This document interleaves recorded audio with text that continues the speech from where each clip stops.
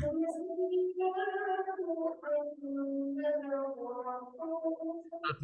علیکم ورحمۃ اللہ وبرکاتہ۔ محمد رسول الکریم، اما بعد، اعوذ باللہ من الشیطان الرجیم، بسم اللہ الرحمن الرحیم۔ رب جدنی علما، رب جدنی علما، رب اسر ولا توسر وتمم بالخیر۔ عزیز ساتھیوں، السلام علیکم۔ اردو کمیونٹی بحرین آپ تمام کا ایک بار پھر سے خیر مقدم کرتا ہے ہمارے آج کے اس ویکلی درس میں، جس کا عنوان ہے مثالی خاندان کا قرآنک تاثر۔ اور جو آج کے ہمارے مہمان خصوصی ہیں جناب ظفر انصاری صاحب، جن کا تعلق جو ہے وہ ممبئی سے ہے، اور یہ ایک گورنمنٹ ٹیچر ہیں اور اسلامک اسکالر بھی ہیں۔ تو ہم بڑھتے ہیں اپنے آج کے اس پروگرام کی طرف، اور میں دعوت دوں گا اپنے بھائی کو، مولانا شہاب الدین صاحب کو، کہ آئیں وہ قرآن پاک کی تلاوت پیش کریں۔ جزاک اللہ۔ أعوذ بالله من الشيطان الرجيم. بسم الله الرحمن الرحيم. يا أيها الناس اتقوا ربكم الذي خلقكم من نفس واحدة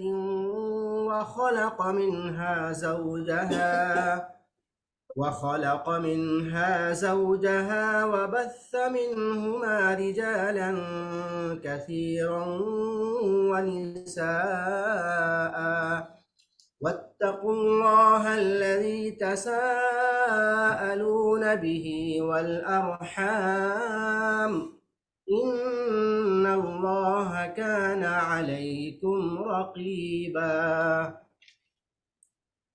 اللہ کے نام سے جو بے انتہا مہربان اور رحم فرمانے والا ہے۔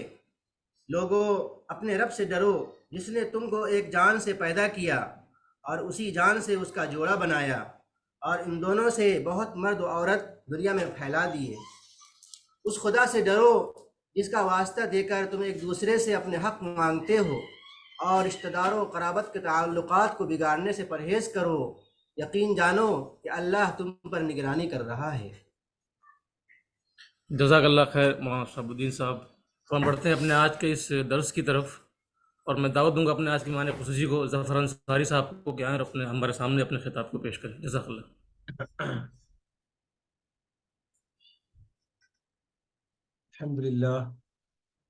الحمد للہ رب العالمین، الصلاة والسلام علی رسولہ الامین وعلی آلہ واصحابہ اجمعین ومن تبع ہداہم الی یوم الدین۔ اعوذ باللہ من الشیطان الرجیم، بسم اللہ الرحمن الرحیم۔ ومن آیاتہ ان خلق لکم من انفسکم ازواجا لتسکنوا الیہا وجعل بینکم مودۃ ورحمہ ان فی ذلک لآیات لقوم یتفکرون۔ صدق اللہ العلی العظیم۔ ان اللہ وملائکتہ یصلون علی النبی یا ایہا الذین آمنوا صلوا علیہ وسلموا تسلیما۔ اللہم صل علی سیدنا نبینا مولانا محمد وعلی آلہ واصحابہ وبارک وسلم۔ رب اشرح لی صدری ویسر لی امری واحلل عقدۃ من لسانی یفقہوا قولی۔ اردو کمیونٹی بحرین کے تمام ذمہ داران اور آج کے شریک پروگرام ساتھیوں، بھائیوں اور بہنوں، ہم نے آج کی گفتگو کے لیے عنوان منتخب کیا ہے خاندان کا قرآنی تصور۔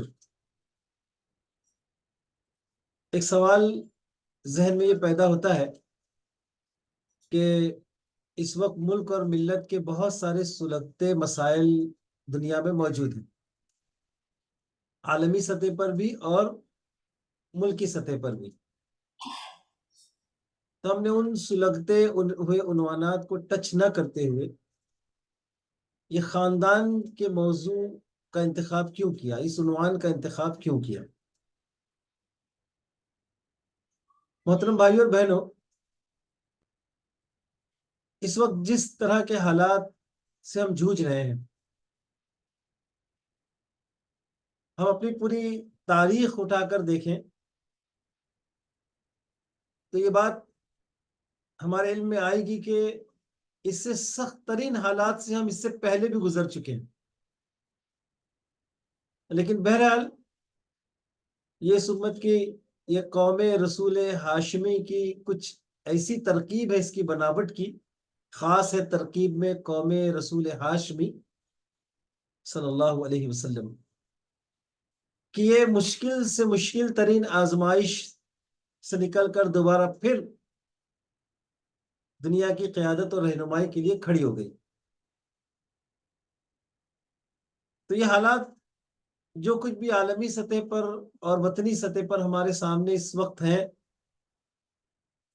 ہمیں یقین ہے کہ یہ اس امت کو اور زیادہ زندگی دے کر اور زیادہ جلا بخش کر ایک دن گزر جائیں گے، اور یہ امت پھر دوبارہ اسی آب و تاب کے ساتھ دنیا کی قیادت اور رہنمائی کے لیے کھڑی ہو جائے گی۔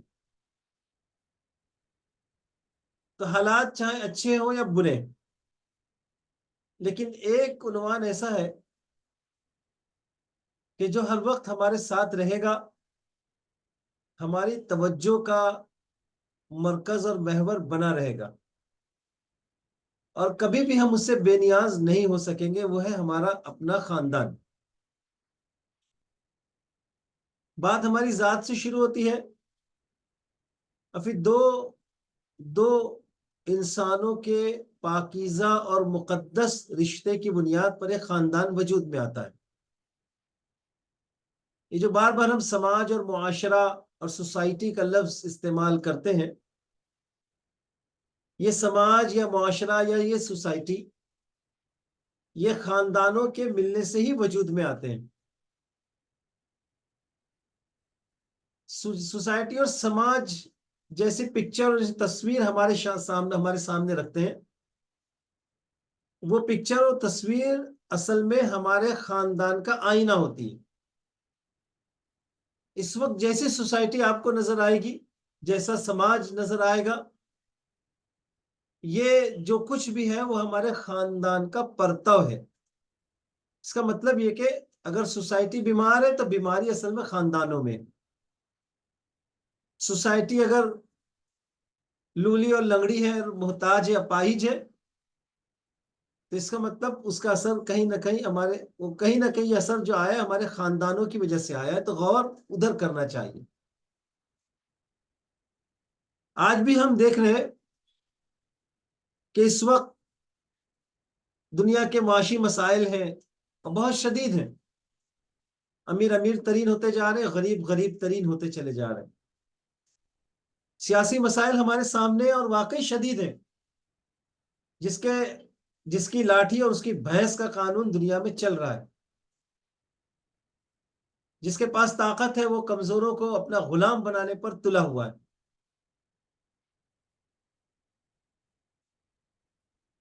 سماجی اعتبار سے بھی اس وقت پوری دنیا شدید ترین مسائل کا شکار ہے، لیکن اس وقت ہماری گفتگو کا موضوع اصل میں خاندان ہے۔ خاندان اس لیے بھی ہے کہ جب خاندان مضبوط ہوگا، خاندان صحت مند ہوگا، تو معاشرہ صحت مند ہوگا، اور یہ دنیا کے معاشی اور سیاسی نظام ایک صحت مند معاشرے میں ہی پنپ سکتے ہیں، پھل پھول سکتے ہیں۔ آپ لاکھ تعلیمی اسکیمیں بنائیے، خدمت خلق کی اسکیمیں بنائیے، اپلفٹمنٹ کی اسکیمیں بنائیے، لیکن اگر آپ کا خاندان مضبوط نہیں ہے، آپ کا معاشرہ مضبوط نہیں ہے، تو اپلفٹمنٹ کی یہ ساری اسکیمیں صرف کاغذ پر رہ جائیں گی۔ آپ کی سرمایہ یعنی آپ کا مال اور آپ کی صلاحیت اور آپ کا وقت تو خارج جائے گا، لیکن سماج کو، معاشرے کو اور خاندان کو اس کا فائدہ نہیں مل پائے گا۔ محترم بھائیوں، خاندان کے اس ادارے پر آج واقعی سنجیدگی سے غور کرنے کی ضرورت ہے۔ صرف ایک نشست ہمارے لیے کافی نہیں ہے، میں آپ کو کچھ ہوم ورک بھی دوں گا، اور اب ہم کو سیریسلی اس پر سوچنا ہوگا۔ ہر فرد کو، یہاں جتنے بیٹھے ہیں وہ سب کسی نہ کسی خاندان کی نمائندگی کر رہے ہیں، جتنے شرکا یہاں پر ہیں وہ کسی نہ کسی خاندان کے نمائندہ ہیں، ان کو ان کو ان کو وہ ان کی نمائندگی کر رہے ہیں. تو سب کو غور کرنا ہوگا کہ جو پیرامیٹرز جو کچھ آج ہم سیکھیں گے، ہمارا اپنا خاندان ان پیرامیٹرز پر کتنا پورا اتر رہا ہے. خاندان کے اس ادارے پر سب سے پہلے مغربی تہذیب نے حملہ کیا. جب اسلامی نظام اس دنیا میں آئے اور بہت تیزی کے ساتھ پھیلا، تو باطل نظاموں کے اثرات کی وجہ سے خاندانی نظام میں جو خرابیاں تھیں، اسلام نے بڑی تیزی کے ساتھ ان خرابیوں کو دور کیا تھا. اور پوری دنیا میں مسلمان تو مسلمان، وہ لوگ جو مسلمانوں سے متاثر تھے، وہ ان کے اپنے خاندانی نظام بھی درست ہونے لگے تھے.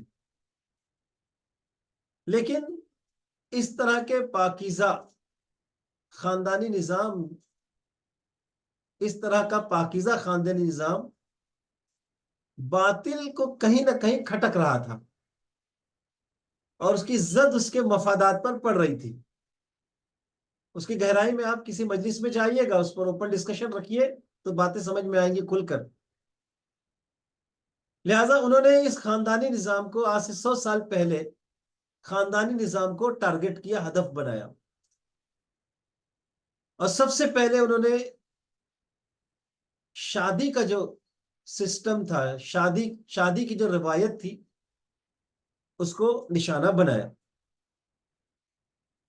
اور یہ تصور پیش کیا عورتوں کی آزادی کے نام پر اور جنسی تلذذ یعنی لذت کے نام پر. یہ تصور پیش کیا کہ شادی بیاہ کیا ہے، وہ ایک عورت اور مرد کے جنسی ملاپ کا نام ہے. تو اس کے لیے اس بندھن میں بندھنے کی کیا ضرورت ہے، وہ تو اس کے بغیر بھی حاصل کیا جا سکتا ہے. اور پھر آزادی نسواں کی تحریک کے نام پر، یعنی عورتوں کی آزادی کی تحریک موومنٹس کے نام پر،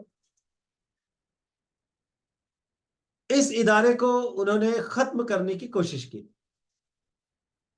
لازم بات ہے، جس میں نفس کی خواہشات کو پورا کرنے کی آزادانہ جس میں طریقے اور راستے ملتے ہیں، وہ چیزیں بہت تیزی کے ساتھ پھلتی پھولتی ہیں. مغرب میں بہت تیزی کے ساتھ یہ نظریہ چلا.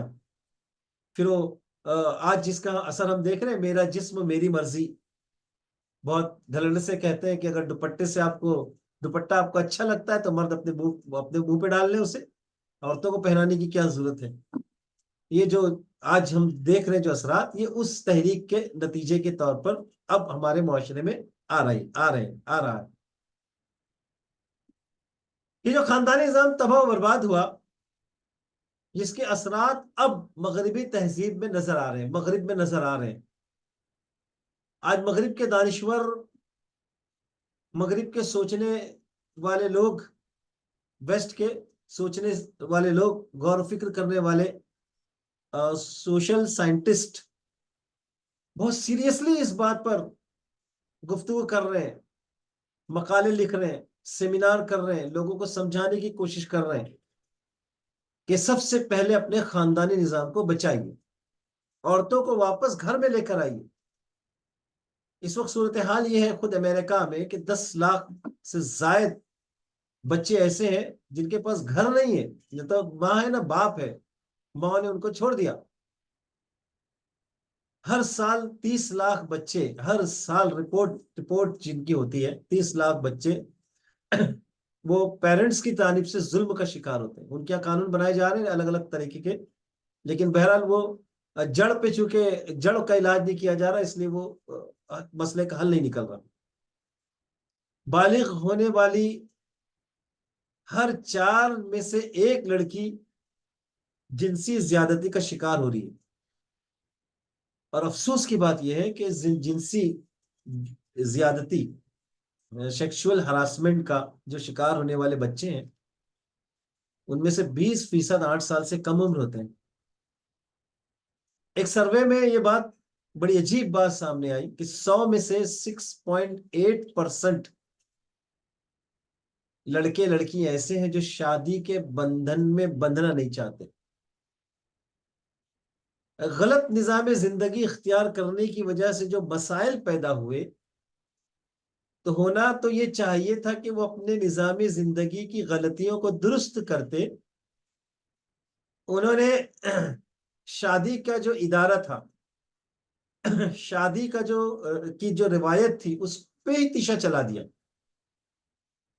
آج جو طلاق یافتہ خواتین کی تعداد بڑھ گئی، وہاں پر ہمارے یہاں بھی اب بڑھ رہی ہے، ہم آئیں گے اس پر۔ آج جو بغیر ماں باپ کے بچوں کی تعداد جو بڑھ گئی، اور سب سے زیادہ جو سنگل پیرنٹ یعنی بغیر باپ کے بچے، ان کی جو تعداد تیزی سے بڑھ رہی ہے، وہ امریکی سماج کا، مغربی سماج کا ایک بہت بڑا مسئلہ بنتے چلے جا رہا ہے۔ اب اس سے نکلنے کے لیے ایک نئی اصطلاح اب استعمال کی جا رہی ہے، کو پیرنٹنگ۔ ایسی ویب سائٹس بنی ہے کہ جس میں اکیلی مائیں ہیں، بچہ ہے ان کے پاس، ماں ہے، اب وہ اپنے بچے کو سنبھال نہیں پا رہی، معاشی مسئلہ بھی ہے، نفسیاتی مسئلہ بھی ہے، اور ایسی عورتیں بہت زیادہ نفسیاتی مریض بنتے چلی جا رہی ہیں۔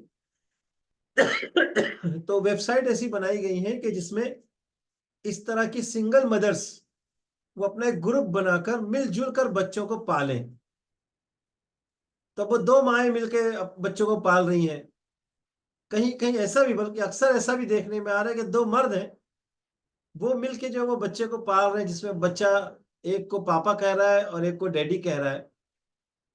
وہ ویب سائٹ پر ایسے گروپس چل رہے ہیں، اور وہ اپنے غلط نظام زندگی کی وجہ سے پیدا ہونے والے مسائل کو ایک غلط طریقے سے حل کرنے کی کوشش کر رہے ہیں۔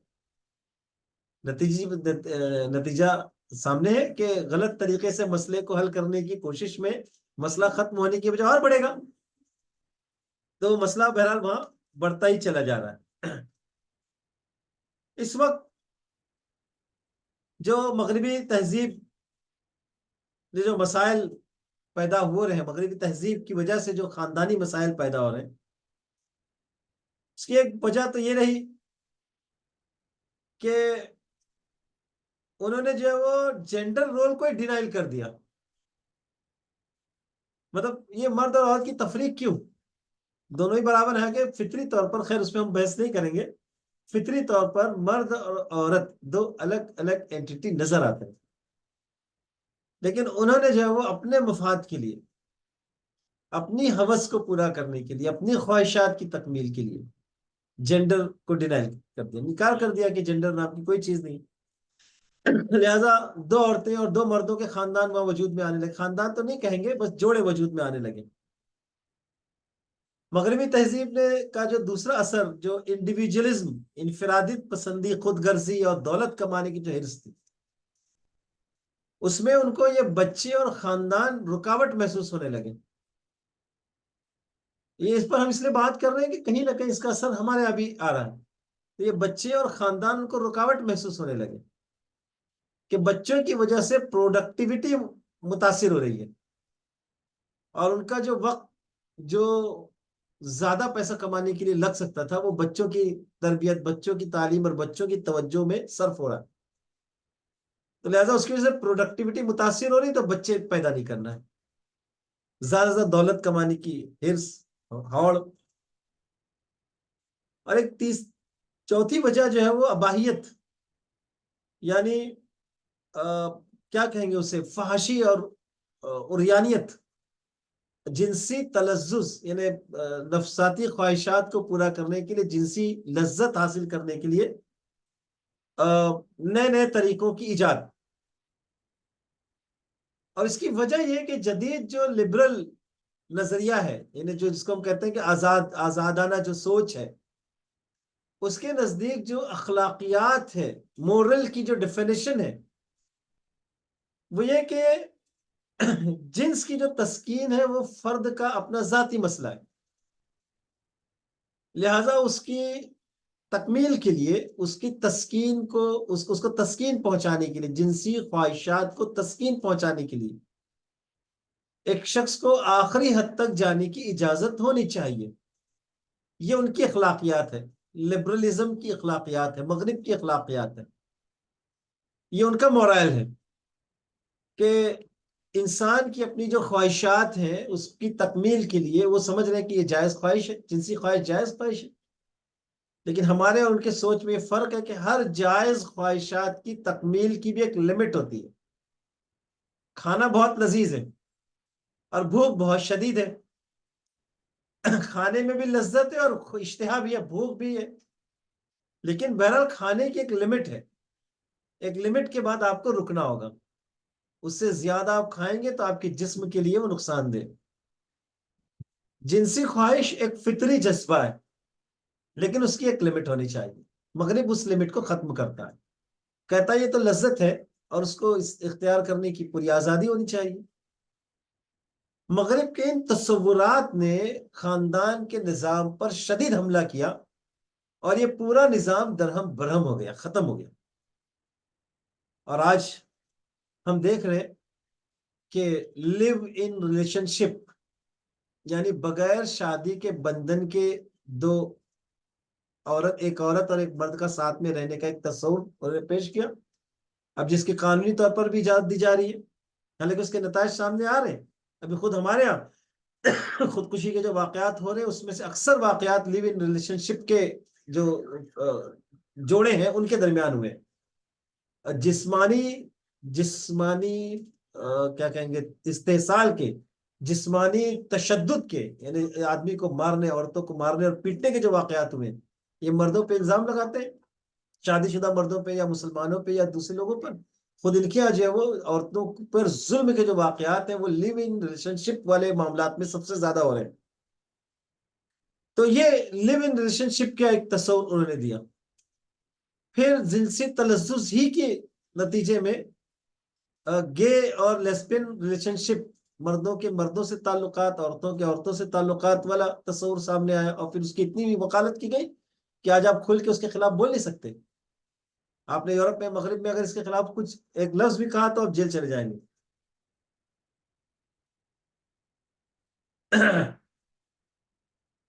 پھر اور دوسری بہت ساری چیزیں نوٹ ہے ہمارے پاس، لیکن اب بولنے بھی اچھا نہیں لگتا ہے. خواتین بھی اس کو سن رہی ہوگی اور بچے بھی ہو سکتا ہے اس گفتگو کو سن رہے ہو. تو ایسی ایسی چیزیں کے نام پر نئے نئے نام، خوبصورت نام دے کر انہوں نے خاندان کے کچھ نئے تصورات لوگوں کے سامنے پیش کیے. اب صورتحال یہ ہے کہ سیموئل پی ہنگٹن، جس کا اس سے پہلے بھی کئی بار آپ نے نام سنا ہوگا، کلیش آف سیولائزیشن کے جو مصنف ہیں، انہوں نے لکھا ہے. اب وہ لکھتے ہیں یہ ہے مغرب کا اب یہ جو نتیجہ جو کچھ ہے اس کی سوچ اب یہ ہے کہ the real clash of civilization will not be between the West and one or more of the rest.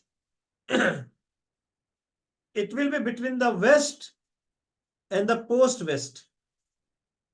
Within the West itself. مطلب یہ کلیش کی تہذیب کی جو یہ جنگ ہے، یہ سیولائزیشن کی جو جنگ ہے، اب یہ ویسٹ کے اندر ہی خود شروع ہو جائے گی. آپس میں ہی اب ان کے اندر جو ہے تہذیب کی یہ جنگ شروع ہوگی. تو اب اس سے اب اندازہ کر سکتے ہیں کہ اب خود ان لوگوں نے بھی اس بات کو محسوس کر لیا ہے، وہ نہیں کہ یہ جو بیج انہوں نے آج سے 100 سال پہلے، 150 سال پہلے جو بویا تھا، اس کے کانٹے اب پورے سماج کو لہو لہان کر رہے ہیں. کہنے والے یہ کہہ سکتے ہیں کہ بھئی آپ نے اس کو موضوع بنایا ہے تو مغرب کا موضوع ہے، ہمارا بھارتی سماج، ہندوستانی سماج میں تو یہ چیزیں نہیں. تو اگر ایسا ہماری سوچ ہے تو یہ ہماری کم علمی کا نتیجہ ہے. ہمارا بھارتی سماج بھی اب بہت تیزی کے ساتھ اس سے متاثر ہو رہا ہے. ہم لوگ جو ریلوں میں، ٹرینوں میں سفر کرتے ہیں، بسوں میں سفر کرتے ہیں، کالجز کی صورتحال دیکھتے ہیں، عام سماج سے ہم جو کچھ انٹریکٹ ہوتے ہیں، اس وقت جو صورتحال سامنے آ رہی ہے وہ بہت تشویشناک ہے. مسلم بچے بچیاں بھی اب اس سے محفوظ نہیں ہیں. ہمارا خود کا خاندانی نظام بھی بہت تیزی کے ساتھ اس سے متاثر ہو رہا ہے. بہت تیزی کے ساتھ خودکشی کے واقعات بڑھ رہے ہیں. مطلب پچھلے 3-4 سال پہلے کی رپورٹ ہے کہ خودکشی کے تقریباً 1,34,000 خودکشی کے واقعات نوٹ کیے گئے، جس میں ایک بڑی تعداد خاندانی نظام کی وجہ سے خودکشی کی ہے۔ بیٹیوں سے نفرت کا ماحول ابھی بھی ہمارے سماج میں ہے، ابھی بھی ہمارے سماج میں، پڑھے لکھے سماج میں، تعلیم یافتہ سماج میں، ڈاکٹرز ہیں، انجینئرز ہیں، بڑے تعلیم یافتہ لوگ ہیں گھر میں، لیکن ابھی بھی بیٹیوں کی پیدائش پر ان کے منہ پر کلونس چھا جاتی ہے، جس کا نقشہ قرآن مجید کھینچتا ہے۔ ایک رپورٹ کے مطابق کہ ہندوستانی سماج اس وقت تباہی کے دہانے پر کھڑا ہے۔ بہت سارے ان کے پاس سروے ہے، ڈاٹا ہے، کہ جس سے یہ بات محسوس ہو رہی، معلوم ہو رہی ہے کہ اب ہم بھی، جس کو ہم کو ناز تھا نا، ہمارا مشرقی سماج بھی اب جو ہے وہ تباہی کے دہانے پر آ کر کھڑا ہو گیا۔ اب بڑی حد تک ہمارا مسلم معاشرہ بھی اس سے کہیں نہ کہیں متاثر ہے۔ تو صحیح بات یہ ہے کہ طوفان آنے سے پہلے ہی احتیاط کر لی جائے، پریکاشن لے لیا جائے، اور اس زعم میں مبتلا نہ ہو کہ پڑوس کا گھر جل رہا ہے، ہمارا گھر محفوظ رہے گا۔ نہیں، آگ لگے گی تو چراغ سب کے بجھیں گے، ہوا کسی کی نہیں، ہمارا گھر بھی اس کی زد میں آئے گا۔ تو محترم بھائیوں، اس وقت ضرورت اس بات کی ہے کہ آپ خود اپنے آپ کو ایسا سسٹم اور ایسا نظام بنائیں کہ ہم سب مل کر اپنے خاندان کو کیسے بچائیں۔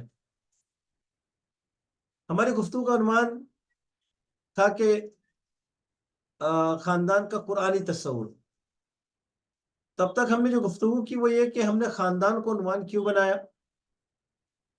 اب دوسری بات ہم سے جو کہنا چاہ رہے ہیں کہ ہم نے قرآنی تصور کیوں نام دیا۔ خاندان کو بچانے کے دوسرے اور بھی تصورات ہو سکتے ہیں۔ تو صحیح بات یہ ہے، اور بہت ہی مختصر بات یہ ہے، کہ خاندان کو بہتر بنانے کے، خاندان کو اپلفٹ کرنے کے، خاندان کو بچانے کے، خاندان کو خوبصورت بنانے کے جتنے بھی تصورات، انسانی تصورات، خود ساختہ تصورات تھے، وہ سب دنیا میں تجربے سے گزر چکے۔ دنیا کے جو دوسرے مذاہب ہیں ان کے اپنے خاندانی نظام کا تجربہ دیکھ لیا ہم نے، اپنے وطن میں دیکھ لیا، دیکھ رہے ہیں ہم کیا ہے ان کا نظام اور سسٹم۔ مغرب کے خاندانی نظام کو پوری دنیا نے اپنا کر دیکھ لیا، پوری دنیا نے اس کو ایک ایکسپیریمنٹ کر لیا، اس کا نتیجہ ہمارے سامنے آ گیا۔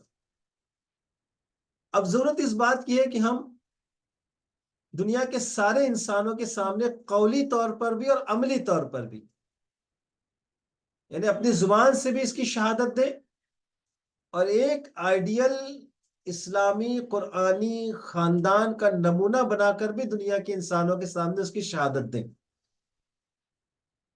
کہ آؤ اب ایک ایسے خاندانی نظام کی طرف کہ جس کو ایک زمانے تک انسانوں نے اپنا کر دیکھا،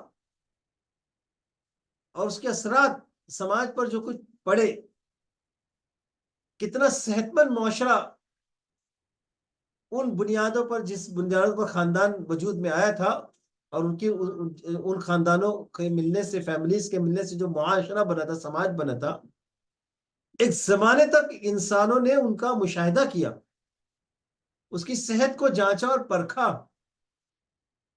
تو کیوں نہ اس کو بھی ایک بار اپنا کے دیکھا جائے۔ تو بہت صحیح طریقہ یہ ہوگا کہ ہم قولی طور پر جہاں لوگوں کے سامنے اس خاندان کا تعارف پیش کریں گے، وہیں عملی طور پر ایک خاندانی نمونہ بھی بن کر ان کو دکھائیں گے، کیونکہ ایک ایسا یہ خاندانی نظام ہے کہ جسے خود انسان کے پیدا کرنے والے نے ترتیب دیا اس نظام کو۔ جس نے انسانوں کو پیدا کیا، انسانوں کا جو خالق ہے، انسانوں کا جو مالک ہے، اس نے اس خاندانی نظام کو بنایا ہے، اور وہ سب سے زیادہ بہتر جانتا ہے کہ انسانوں کے لیے زندگی گزارنے کا سب سے آسان اور سب سے بہتر طریقہ، ذریعہ کون سا ہو سکتا ہے۔ قرآن مجید کا مطالعہ کریں تو آپ دیکھیے قرآن بہت تفصیل سے خاندان پر بحث کرتا ہے.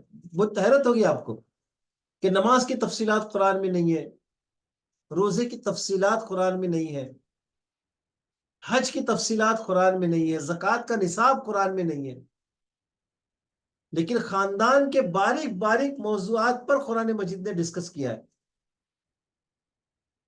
قرآن مجید کی سب سے بڑی دوسری سورہ اٹھا کر دیکھ لیجیے، سب سے بڑی سورہ اور دوسری سورہ، سورۃ البقرہ، آیت نمبر 221 سے خاندان کا ذکر شروع ہوتا ہے. 241 تک 20 آیتیں خاندان پر ڈسکس کرتی ہیں، 20 آیتیں کنٹینیو، بیچ بیچ میں نصیحتیں بھی ہیں، خاندانی نظام کا تذکرہ. سورہ نساء آیت نمبر 1 سے شروع ہوتا ہے، آیت نمبر 35 تک، یعنی 35 آیات خاندانی نظام سے ڈسکس کرتے ہیں. پھر تھوڑی دیر کچھ دوسرے مسائل بیان کرتے ہیں، تھوڑی دیر رکتے ہیں، اور پھر آیت نمبر 127 سے شروع ہوتا ہے 134 تک 8 آیتیں. انہی کے اندر خواتین کے اوپر اس کے ساتھ جو بدسلوکی ہوتی ہے اس کا تذکرہ بھی کیا گیا ہے. لوگ ایشو بناتے ہیں نا کہ ابھی میں پڑھ رہا تھا تو ایک لڑکی کا انٹرویو میں نے پڑھا، تو وہ کہہ رہی ہے کہ میں ایک ایسے شادی کے بندھن میں، ایک ایسے مذہب میں شادی کے بندھن میں کیوں بندھوں کہ جو اپنی عورتوں کو مارنے کی آزادی دیتا ہے. میں نہیں بلیو کرتی اس پر، میں نہیں بنتی شادی کے اس بندھن میں. یہ آزاد لائف اچھی ہے. وہ ان کی نظر سے قرآن کی آیت نہیں گزری، اس میں قرآن عورتوں پر بدسلوکی سے سختی کے ساتھ روکتا ہے، پابندی لگاتا ہے، اس کو قانون کا حصہ بناتا ہے. پھر سورہ مجادلہ آیت نمبر 1 سے 6 تک، سورہ ممتحنہ آیت نمبر 10 سے 12، دو بڑی بڑی آیتیں، 3 آیتیں لیکن بڑی بڑی ہیں. سورہ پوری تحریم پڑھ لیجئے، خاندان کے موضوع پر ہے. سورہ تغابن، سورہ طلاق خاندان کے موضوع پر ہے. اتنی ڈیٹیل سے قرآن مجید خاندان کا تذکرہ کرتا ہے. تو اس سے کیا یہ بات سمجھ میں نہیں آتی کہ کتنا امپورٹنٹ ادارہ ہے انسانی سماج کا، یہ کتنا اہم انسٹیٹیوٹ ہے یہ، کہ جس پر بہت زیادہ غور ہونا چاہیے. ایک تقریر نہیں، بار بار اس پر تذکیر اور نصیحتیں ہونی چاہیے، اس کے باریک باریک پوائنٹ پر گفتگو ہونی چاہیے، قرآن کی ان آیتوں پر ڈسکشن اور مطالعہ قرآن کی نشستیں ہونی چاہیے، اور ان آیات میں ہمارے لیے نصیحت اور رہنمائی کی کیا باتیں ہیں وہ ہمارے سامنے بار بار آنی چاہیے. اور انہی بنیادوں پر ہم سب کو پھر ہم سب کو اپنے خاندان کی تشکیل پر غور کرنا چاہیے. پھر قرآن مجید، میں ان آیات پہ اس لیے گفتگو نہیں کر رہا کہ آج کی ہماری گفتگو ایک تذکیری گفتگو ہے، یاد دہانی کی گفتگو ہے. اس کے بعد پھر قرآن کے تناظر میں خاندانی نظام جو تشکیل دیا گیا ہے اس کے ایک ایک نقطے پر ہم گفتگو کر سکتے ہیں. آپ بعد میں کسی موقع پر خاندان کے موضوع پر آپ پروگرام رکھیں تو اس میں گفتگو ہو سکتی ہے، اور بہت سارے ایکسپرٹ اور اسکالرز ہیں جو اس پر بات بہت اچھے سے رکھ سکتے ہیں. اس کو آپ موضوع بنائیے گا. قرآن نے نہ صرف یہ کہ خاندان کے اصول و ضوابط اور قوانین بیان فرمائے، ایک ضابطہ، ایک فارمولا بنا کر اس کو سیٹ کر دیا، مثالی خاندان کے نمونے بھی قرآن نے پیش کیے ہیں. قرآن نے آل یعقوب کا ذکر فرمایا، بلکہ سب سے پہلے تو ابراہیم علیہ السلام کے خاندان کا ذکر فرمایا. سیدنا ابراہیم علیہ السلام کا خاندان کتنا خوبصورت خاندان، جس میں ایک نبی ہے، پھر اس نبی کی بیوی ہے، 2 بیوی ہیں، سارہ ہے اور حضرت ہاجرہ ہے. نبی اپنے بڑھاپے میں اللہ سے دعا کرتا ہے کہ ربی حبلی من الصالحین. یہاں ہم کو دعا کا ادب بھی سکھایا جا رہا، اور دعا میں بچہ کیسے طلب کرے وہ بھی سکھایا جا رہا ہے. خاندان میں لوگ پہلی خواہش کرتے ہیں کہ جلدی سے بچہ ہو، تو بتایا جا رہا ہے کہ دیکھو بچے کے مانگنے کا ادب کیا ہے، کہ اللہ مجھے صالح اولاد عطا فرما. بچے کی خصوصیات میں سب سے اولین خصوصیت جو اللہ رب العزت سے طلب کی جا رہی ہے وہ ہے صالحیت، کہ بچہ صالح ہو. پھر اللہ تعالیٰ بچے کی خوشخبری سناتے ہیں، صالح بچے کی خوشخبری سناتے ہیں، یعنی خاندان میں ایک نئے فرد کا اضافہ ہو جاتا ہے بچے کا، تو بچے کو پھر طور طریقے اور آداب سکھائے جاتے ہیں۔ اقبال نے کہا نا، یہ فیضان کرم تھا یا کہ مکتب کی کرامت تھی، سکھائے کس نے اسماعیل کو آداب فرزندی، کہ اسماعیل کو بیٹا بننے کا ادب آخر کس نے سکھایا؟ کہ چھوٹا سی بچہ ہے، ابھی 12-11 سال کی عمر ہوگی، اب باپ اس کے سامنے جب خواب دیکھتا ہے، جب خواب دیکھتا ہے تو اپنے بچے کے سامنے ڈسکس کرتا ہے۔ تو یہاں پر خاندان کا یہ ادب بھی بتایا جا رہا ہے کہ باپ ایک اہم مسئلہ اس کے سامنے درپیش ہے، اور اس مسئلے میں وہ اپنے بچے کو بھی شریک مشورہ کرتا ہے، اور بچے سے پوچھتا ہے کہ فانظر ماذا تری، کہ میرے بچے ذرا غور کر کے بتاؤ کہ تمہاری کیا رائے ہے اس معاملے میں کہ میں نے خواب دیکھا ہے۔ حالانکہ نبی جانتا ہے کہ نبی کا خواب وحی ہے، نبی کو معلوم ہے کہ اس کا یہ خواب وحی ہے اور اللہ تعالیٰ کا حکم ہے، لیکن وہ اللہ تعالیٰ کے اس حکم کو نافذ کرنے کے لیے جو طریقہ سکھا رہا ہے، اور اس طریقے کو قرآن میں نوٹ کر کے ہمیشہ کے لیے اس طریقے کو قرآن مجید میں تحریر کر کے ہم ثبت کر کے قیامت تک کے لیے انسانوں کے لیے ایک رہنمائی چھوڑ دی گئی کہ وہی الہی کے باب میں بھی باپ اپنے بچے کے سامنے بات رکھ کے پوچھتا ہے کہ بیٹے بتاؤ آپ کی کیا رائے۔ تو اس ماں کے زیر تربیت اور اس باپ کے زیر تربیت لاکھوں درود و سلام ہو اس ماں پر، لاکھوں درود و سلام ہو اس باپ پر، ابراہیم پر اور ابراہیم کی آل اور اولاد پر، کہ بچہ کہتا ہے کہ ابا جان جس چیز کا آپ کو حکم دیا جا رہا ہے آپ اسے کر گزریے۔ پھر یہاں باپ کے ذریعے ہم کو یہ ادب سکھایا جا رہا ہے کہ خاندان سے آپ کا لگاؤ اور آپ کی محبت سب اپنی جگہ، لیکن ان سب سے اوپر اللہ تعالیٰ کا حکم، اور اللہ کا حکم یہ ہے کہ بچے کو ذبح کرو، تو باپ اپنے بچے کی گردن پر چھری پھیرنے کے لیے بھی آمادہ ہوتا ہے، خوش دلی کے ساتھ آمادہ ہوتا ہے۔ یہ تو اللہ ہی ان کے جناب ابراہیم علیہ السلام کی طرف کو جانتے ہوں گے، دلی کیفیت کو جانتے ہیں کہ کس طرح جناب ابراہیم نے اپنے بچے کے گردن پر چھری پھیر دی۔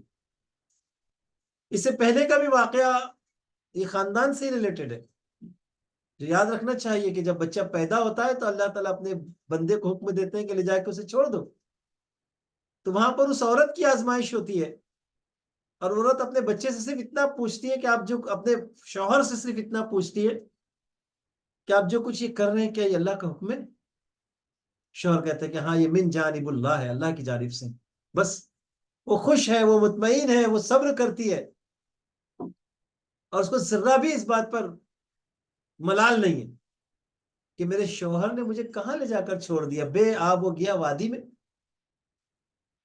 اب دیکھیے کتنا خوبصورت خاندان ہے کہ اللہ رب العزت پھر اس خاندان پر سلام بھیجتے ہیں، ابراہیم پر سلام، اور قیامت تک کے لیے جب تک کہ نماز کا یہ نظام دنیا میں قائم رہے گا، ابراہیم اور ابراہیم کی آل اور اولاد پر ساری دنیا کے یہ اہل ایمان اور مومنین نمونہ، مثالی خاندان کا نمونہ قرآن مجید نے ہمارے سامنے پیش کیا۔ پھر آل یعقوب کا ذکر فرمایا، جناب یعقوب کا خاندان، 1 سے زائد بیویاں تھیں ان کی، 12 بچوں کا ذکر ہوا ہے۔ 12 بچوں میں معلوم ہوتا ہے قرآن مجید کے مطالعے سے اور سورہ یوسف کے مطالعے سے کہ زیادہ تر بچے جناب یعقوب کے نافرمان جیسے کچھ تھے، کیونکہ جب یوسف علیہ السلام اپنے خواب کا ذکر کرتے ہیں اپنے والد سے، ابا جان پہلی بات یہ کہتے ہیں جناب یعقوب کہ بیٹا اپنے اس خواب کا ذکر اپنے بھائیوں سے نہ کرنا۔ باپ اچھی طرح جانتے ہیں اپنے بچوں کی فطرت سے کہ یہ بھائی جو ہے اس کو کوئی نقصان پہنچا دیں گے، اور پھر جب وہ بھائی جناب یعقوب کے پاس آ کر یہ کہتے ہیں کہ یوسف کو بھیڑیا کھا گیا، تو کیا جناب یعقوب نے یقین کر لیا کہ ہاں بھیڑیا کھا گیا؟ جناب یعقوب کا رونا اور رو رو کر آنکھوں کی بینائی کا چلے جانا اور آہ یوسف ہائے یوسف کرتے رہنا، اس بات کی قرآن مجید اس بات پر گواہ ہے کہ جناب یعقوب کو یقین تھا کہ میرا بچہ زندہ ہے، اور ابھی تو اس خواب کی تعبیر پوری ہونا باقی ہے، لیکن اپنے ان بچوں کی نافرمانی کے باوجود باپ کا صبر کرنا، اور بچوں کو جو یہ چھوٹی چھوٹی بات پہ ہمارے والدین، یہ کچھ بزرگ والد جو ہوتے ہیں بولتے ہیں میں نے تجھے آگ کر دیا، خاندان سے نکال دیا، میں نے تجھے جائیداد سے بے دخل کر دیا، یہ ہم کو سکھاتا ہے جناب یعقوب کا یہ صبر۔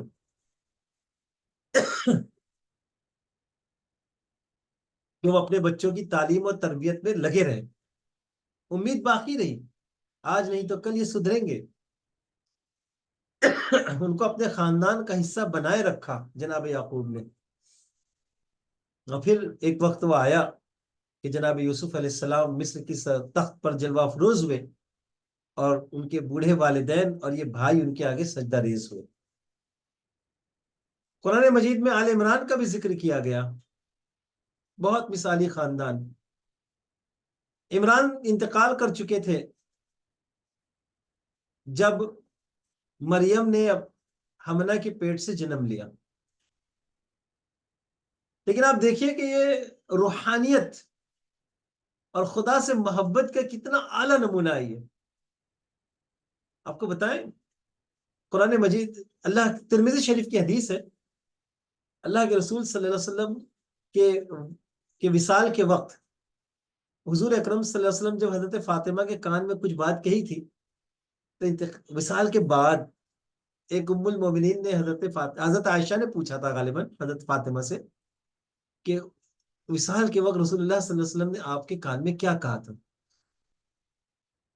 تو حضرت فاطمہ نے کہا کہ مجھ سے کہا تھا، جسے سن کر تم مسکرانے لگی، روتے روتے ہنسنے لگی، مسکرانے لگی۔ جناب فاطمہ نے فرمایا کہ اللہ کے رسول صلی اللہ علیہ وسلم نے مجھے فرمایا، کان میں میرے کہا کہ میرے انتقال کے بعد سب سے پہلے تم مجھ سے آ کر ملو گی۔ اس پر مجھے خوشی کے مارے چہرہ کھل گیا، مسکراہٹ آ گئی۔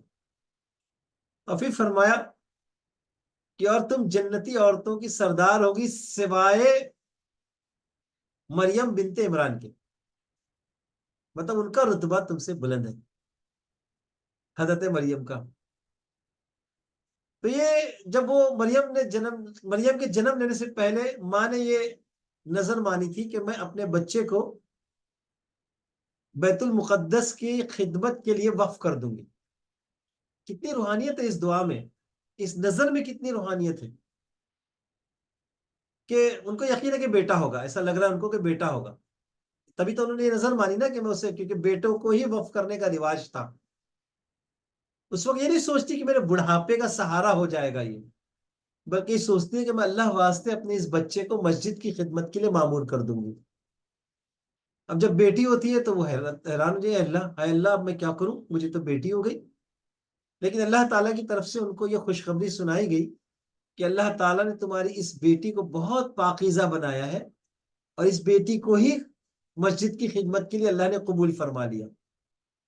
اس خوشخبری کی وجہ سے بیت المقدس کے جو خدام تھے ان میں آپس میں اس بات پر بحث ہو گئی کہ اب مریم کی خدمت کی کفالت کون کرے گا، اور پھر وہ زکریا علیہ السلام کے حصے میں یہ بات آئی، یہ خدمت آئی، اور حضرت مریم علیہ السلام بیت المقدس کی خدمت پر معمور ہو گئی۔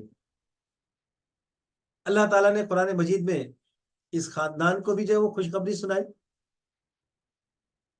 قرآن مجید میں اللہ تعالیٰ ارشاد فرماتے ہیں ان اللہ اصطفیٰ آدم، اللہ تعالیٰ نے چن لیا آدم کو، ان اللہ اصطفیٰ آدم ونوحا وآل ابراہیم وآل عمران علی العالمین، سارے عالموں کے اوپر اللہ نے ان خاندانوں کو، آل ابراہیم کو اور آل عمران کو اور نوح کو اور آدم کو اللہ نے چن لیا تھا۔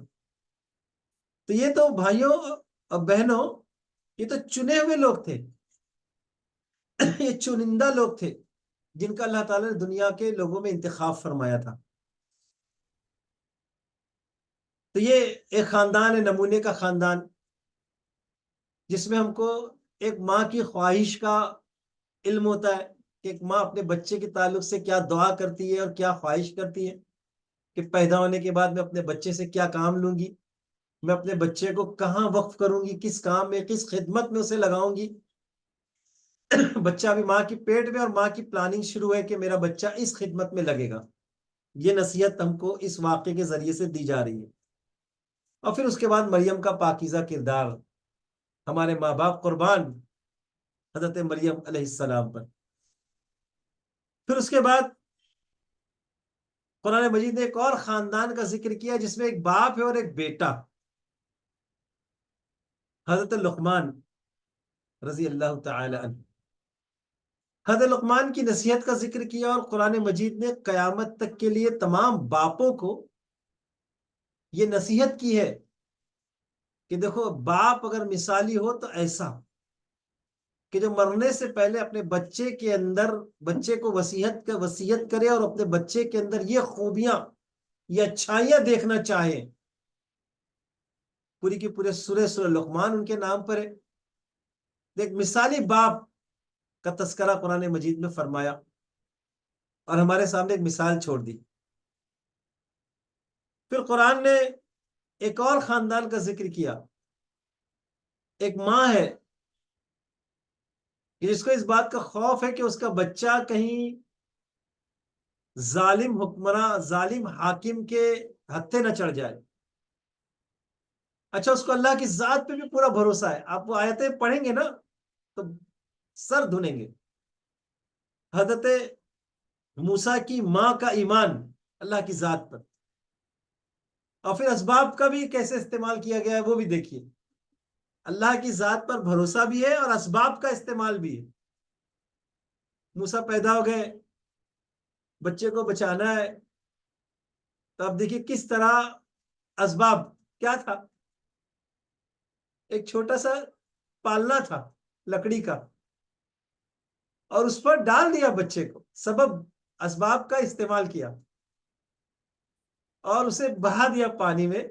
اب بیٹی سے کہا بیٹی دیکھتے جانا یہ کدھر جاتا ہے. بس اللہ پہ بھروسہ کہ اللہ میں کیا کر سکتی ہوں، بس یہ دیکھا کہ میں اتنا کر سکتی ہوں، میں اتنا کر سکتی ہوں کہ اپنے بچے کو پالنے میں ڈال کر ایک ٹوکری میں ڈال کر پانی کے حوالے کر سکتی ہوں، آگے تیرا کام ہے تو دیکھ. ہاں اتنا کر سکتی ہوں کہ بیٹی کو لگا سکتی ہوں کہ ذرا دھیان رکھنا کدھر گیا. اور پھر وہ بہن کا ماں کو آ کے خبر سنانا اور برابر محل کی نگرانی رکھنا کہ بچہ کہاں ہے، کس حالت میں ہے، اور پھر جا کے بہن کا بادشاہ کو یہ کہنا کہ ہاں ایک عورت ہے جو اس بچے کو دودھ پلا سکتی ہے، وغیرہ وغیرہ. تو یہ بھی بہت مقدس خاندان ہے جس کا ذکر قرآن مجید نے کیا. اس میں بھی ہمارے لیے نصیحت ہے، قرآنی خاندان ہے. پھر قرآن نے 3 اور خاندان کا ذکر کیا ہے. ایک جناب نوح کا خاندان کہ جن کے بارے میں فرمایا کہ تمہاری بیوی اور تمہارا بیٹا تمہارے خاندان کا حصہ نہیں ہے. حضرت لوط علیہ السلام کے بارے میں فرمایا کہ تمہاری بیوی تمہارا ساتھ دینے والوں میں سے نہیں ہے. اور فرعون کا ایک خاندان تھا کہ جن کی بیوی کے بارے میں کہا کہ تم ان کے ساتھ نہیں ہو، بیوی کو الگ کر لیا ان سے. اور یہاں ہم کو یہ بتایا کہ خاندان وجود میں آتا ہے بھائیوں عقیدے کی بنیاد پر. یہ خاندان کا رشتے میں خون بھی کام کرتا ہے جہاں، وہاں عقیدہ بھی کام کرتا ہے، وہاں سوچ اور فکر بھی کام کرتی ہے. وہ خاندان سب سے مضبوط خاندان ہے جہاں خون کا رشتہ بھی ملتا ہے اور عقیدے کا رشتہ بھی ملتا ہے. تو خون کا رشتہ تو نیچرلی بن جاتا ہے، عقیدے کے رشتے کو ہم اور آپ کو بنانا ہے اور اپنے بچوں کی فکر کرنی ہے کہ وہ عقیدے کے اس رشتے میں بھی جڑ جائیں، ہمارے ساتھ جڑ جائیں. لہذا بہت بنیادی ہدایت دے دی قرآن مجید نے. اور اسی آخری بات پر ہم اپنی گفتگو ختم کریں گے سورہ تحریم کی آیت نمبر 6 میں. بسم اللہ الرحمن الرحیم. یا ایہا الذین آمنوا قوا انفسکم واہلیکم نارا وقودها الناس والحجارة عليها ملائكة غلاظ شداد لا يعصون الله ما أمرهم ويفعلون ما يؤمرون. اے لوگوں جو ایمان لائے ہو، بچاؤ اپنے آپ کو اور اپنے اہل و عیال کو اس آگ سے جس کا ایندھن انسان اور پتھر ہوں گے، جس پر نہایت تند خو یعنی سخت مزاج، سخت گیر فرشتے مقرر ہوں گے جو کبھی اللہ کے حکم کی نافرمانی نہیں کرتے اور جو حکم انہیں دیا جاتا ہے اسے بجا لاتے ہیں. یہ وہ بنیادی بات دوستوں، خاندان کے خاندان جو اب وطن سے بے وطن ہے، ایک بڑی عمر آپ نے وہاں گزار رہے ہیں. کیا ہے؟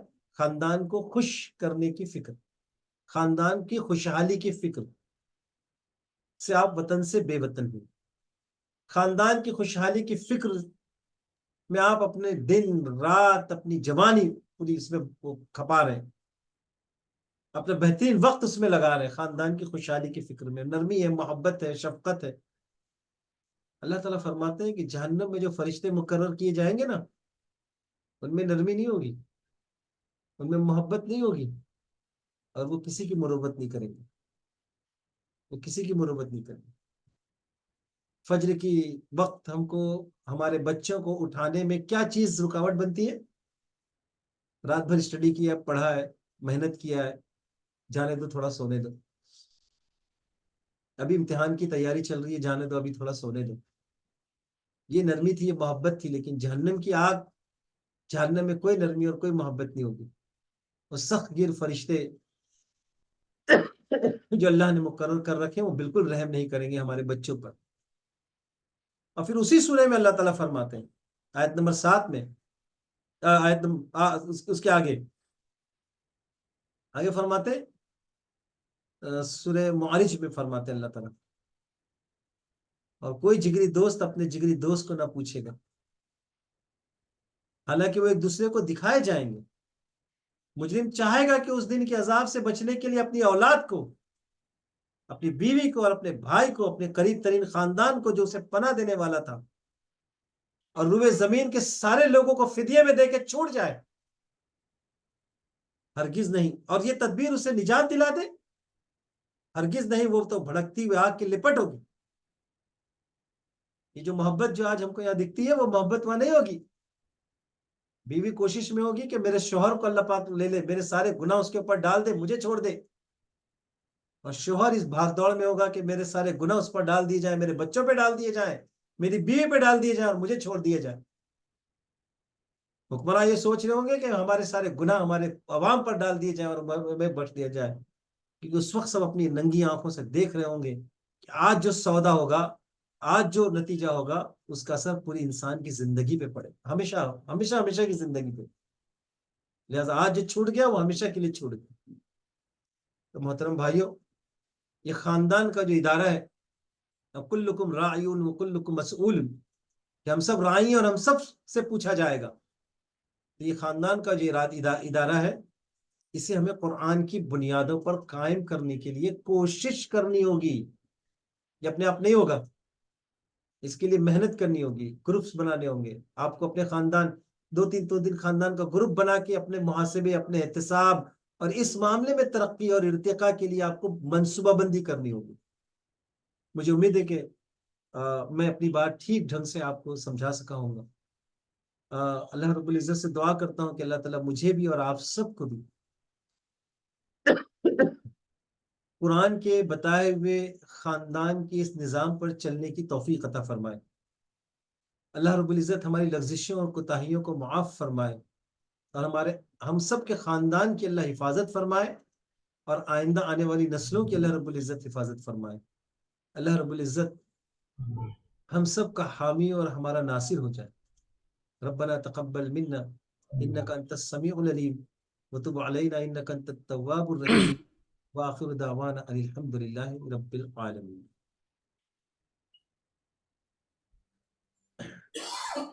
جزاک اللہ خیر ظفر صاحب. کسی کا کوئی سوال ہے کیا؟ کسی بھائی کا کوئی کوشچن ہو، کچھ پوچھنا ہو تو؟